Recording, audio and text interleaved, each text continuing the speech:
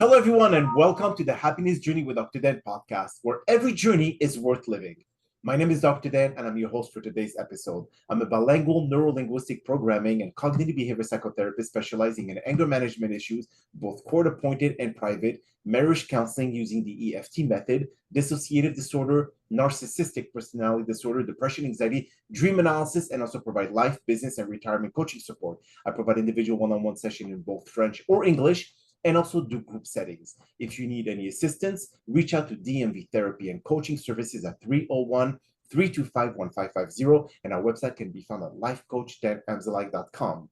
Today, I'm very excited to have for our 8th episode of season 13 a very special guest, an international best-selling author, all the way from Sydney, Australia, and her name is Kelly Markey. And just like every of my past episode, I will leave it up to the guests to probably introduce themselves, as no one can do a better job. Kelly, the floor is yours.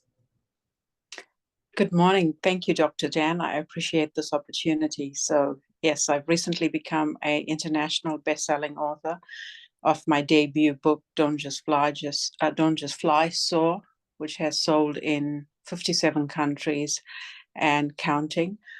I wrote this to inspire people around the globe, and it's done just that. I normally work in health IT, and I love my job. I'm living in Sydney with my husband. I was initially born in South Africa and then moved to New Zealand and now living in Australia. Beautiful. So how long have you lived in Australia already? How many years? 16 years. 16 years. Wow. Okay. So tell us a little bit more about first the reason that you wrote that book, to say that you to inspire people, and if you could elaborate more about your own personal journey to what brought you to become an author. Yes, sure. So I didn't really have a desire to be an author or to write, but I found myself during lockdown compelled to write. I had people from all over the globe reaching out to me to tap into, I guess, my resilience, inspiration, and motivation. And then I realized that people were reaching out to my lived experience. And then I thought, well, this is a good time to actually put that in writing and share it with the world, because I've traveled to over 200 cities around the world. I have extensive experience. I've worked in 5 different countries. I speak 5 languages, and I've met a whole array of people and lived through amazing experiences, some not so amazing. So the opportunity arose for me to write this book and share my journey, starting from South Africa, New Zealand, Australia, and the other countries that I've lived and worked in, and opportunities and also setbacks. So I shared my journey gleans with, I guess, an international audience so people could glean from it. And the response I had was overwhelming. Beautiful. Well, thank you again for being here with us today. And I know that your story is not as uncommon as we think. I mean, I know that you told me that you suffer from domestic abuse. So that was from your first marriage, or what Yeah, exactly, or was it, what occurred in your own personal journey? absolutely. So I was young, 22, married in South Africa and relocated to New Zealand. My husband was from South Africa as well. So it was quite daunting leaving my nucleus, friends, and everything that I knew in South Africa and moving to a foreign land where I knew no one. Mhm. And yes, the vortex of being a immigrant for both of us was quite challenging. This was, over 30 years ago. Immigration was so different, and the stresses showed, but also I was so inexperienced with life because, I was just so young. And yeah, I think our marriage was strained in so many ways, but I never expected my ex-husband to be violent. And it, came out at the most inopportune times. And the first experience I guess I had of being terrified was not of violence, but growing up in South Africa, when you go to a service station to fill up your car for petrol, or even, just have your tires checked or your windscreen, we have like the natives that basically are trying to keep themselves employed, and they tend to all of this. So you just, give them a service tip. So in essence, we never really experienced doing those things. And I moved to New Zealand, and I've never filled petrol in my car by myself, checked tires, or done any thought. And I was actually having a practical examination for university, where I studied pharmacy, and I was having a practical session in the pharmacy to get critiqued in the morning. And the night before, I asked my husband if he had filled petrol in the car.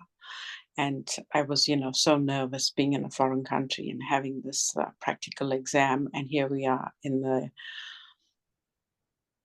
motorway, and the petrol light comes on.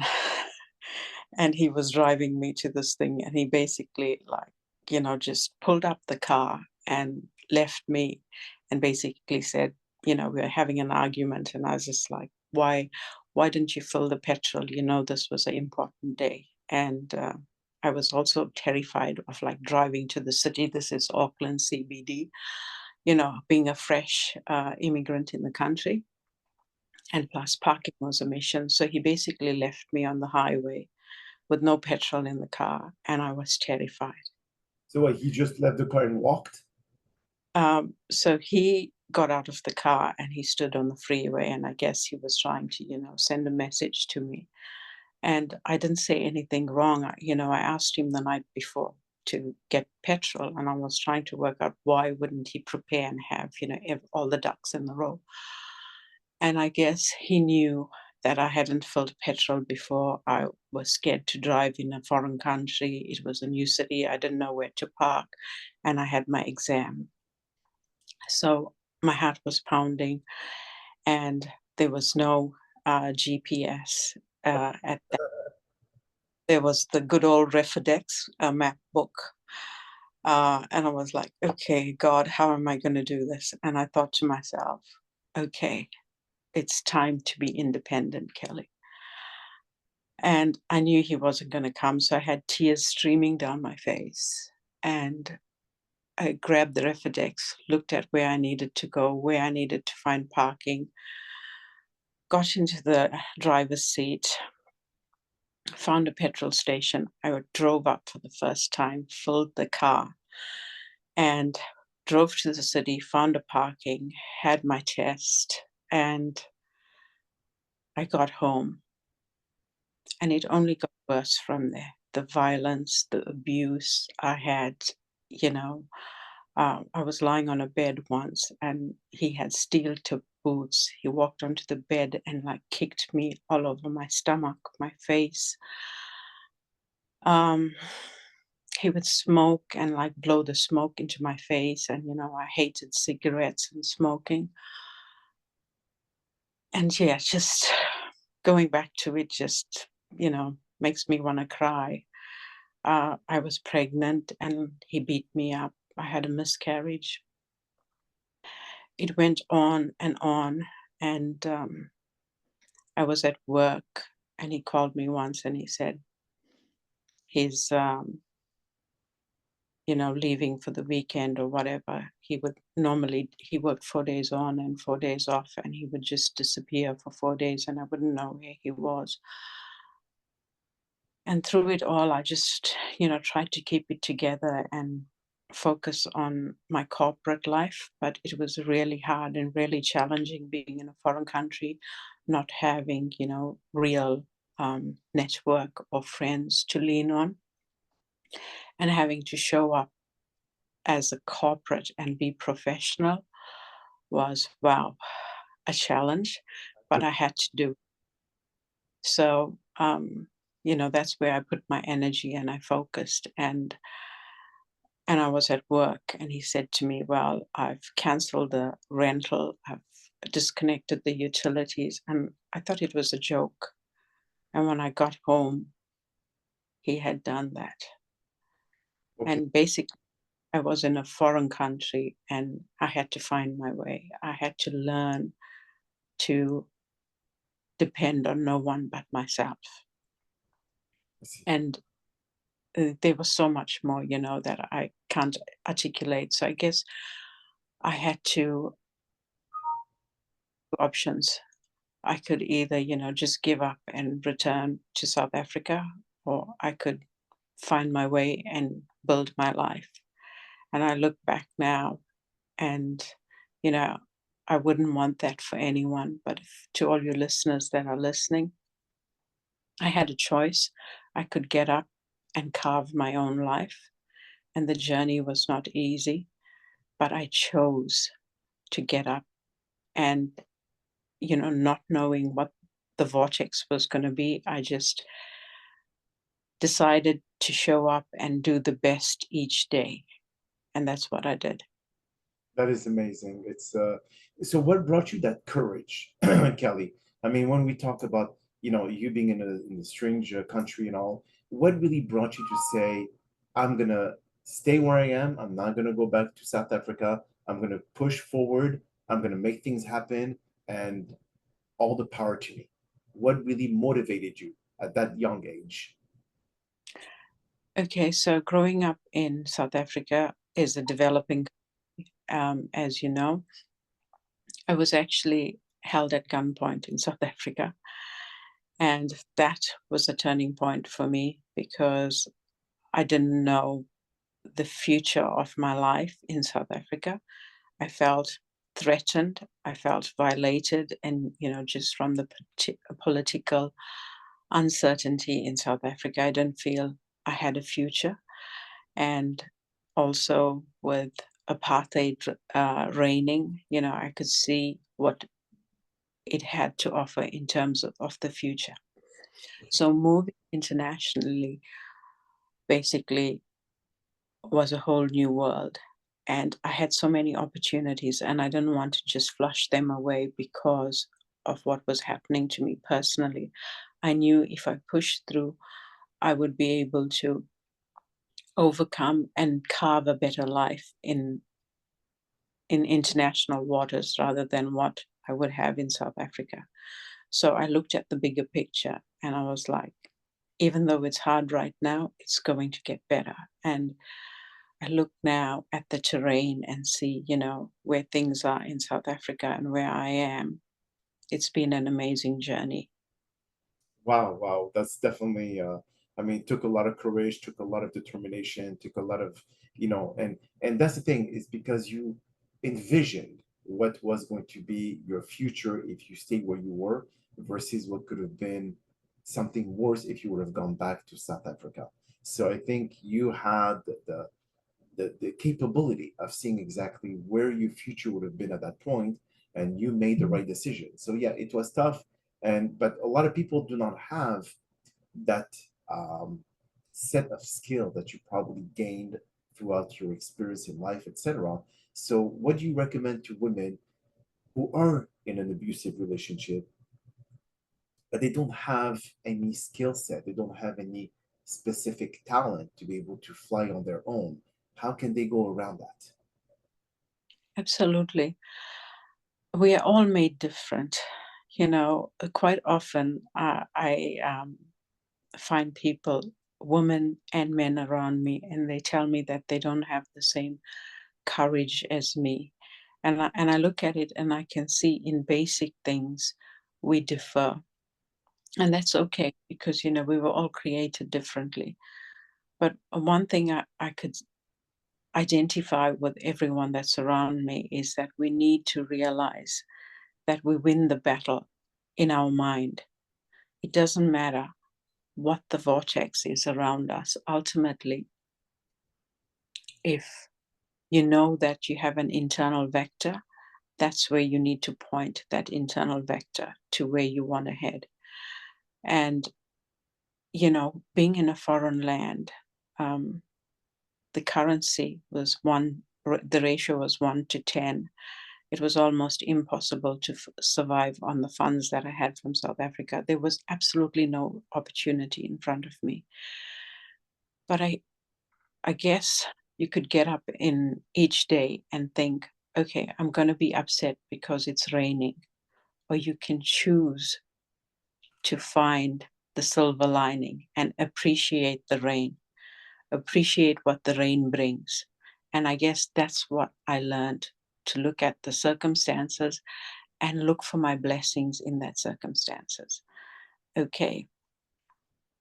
That's Uh, yeah, I may not have the finances, I may not have the opportunities, you may not have the skill set, you may not, all the odds may be stacked up against you.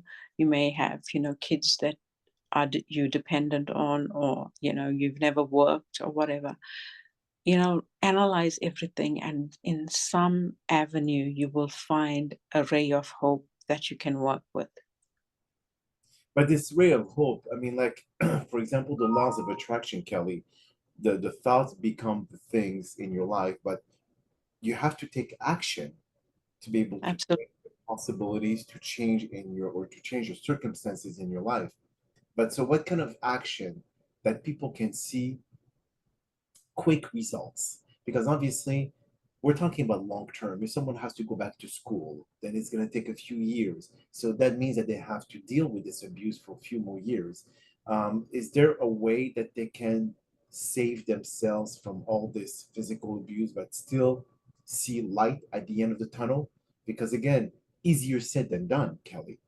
But for many, they don't have those opportunities that you're talking about. Even if you stay as positive as you want, chances are you're not going to have the same outcome. Even if you have, well, even if you see the positive in everything, yes, it's all great on paper, but in reality, we're talking about a complete different beast here.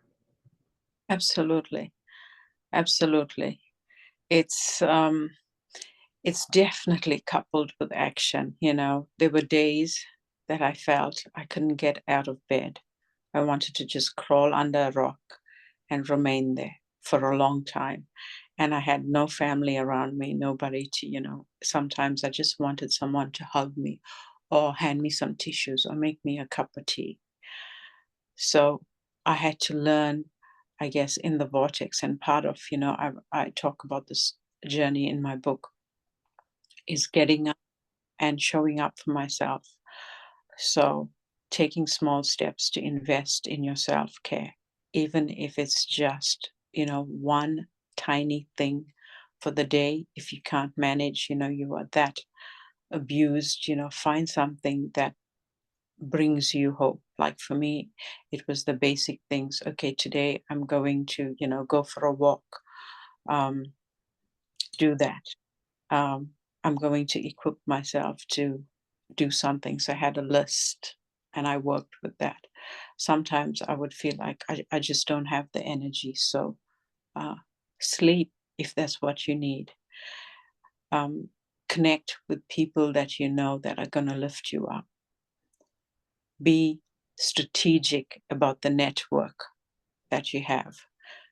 People that are for you are going to lift you up, and they're going to give you that avenue to breathe the psychological air. Don't stifle yourself up with community that's, just wants to see you fail. Mhm. So put some tools and use it actively. Be proactive, and always, if you get a setback, try and see what you've learned from it. Even if you are hurt, try and get a lesson out of it so you can move forward. I see. And now, I'm not sure exactly with your first husband, the one who was abusive and all that. Maybe it's a good thing that we also tell our listeners, especially the women out there, that if, let's say, you get into a relationship and you do decide to get married, to never let go of your career in any shape or form. Because if, let's say, these are the red flags that you would experience. I mean, I deal with a lot of narcissistic couples and all. And what I've seen the common denominator in terms of set of actions and behaviors is that a lot of the time the husband will say, "Oh no, you stay home, you take care of the kids. I make enough money to be able to take care of the household. Don't worry about it. I'll continue working very hard and just take care of the kids." Right there, I see it to be a big red flag because someone shows to you that they don't respect your career that you worked hard for before getting married and all that, and they just want you to give up everything. And that is already a sign of control, a sign that they have you in the palm of their hand and they make all the decisions when it comes to the household, finances, and everything that follows. So if you start seeing some kind of like repeated behavior, "Oh no, stay home. No, don't worry about it. I'll take," stay away from this. And no, we'll get a maid because you make a lot of money. So you'll pay with for the maid or the babysitter, and I'll continue my career. I'll continue going to school. I'll finish my bachelor or my master's. I'm going to continue working, even if it's part time. It doesn't matter. Because if they start showing narcissistic tendencies and being abusive, you have your career. You could get up and go full time, take the kids, leave the relationship, and they don't hold you in, I would say, in any shape or form by you feeling obligated to stay with him because you have nowhere else to go. Absolutely. That's so true. Coming from the culture that I do, which I'm the sixth generation Indian born in South Africa, there's that culture expectation that, yeah, the woman would be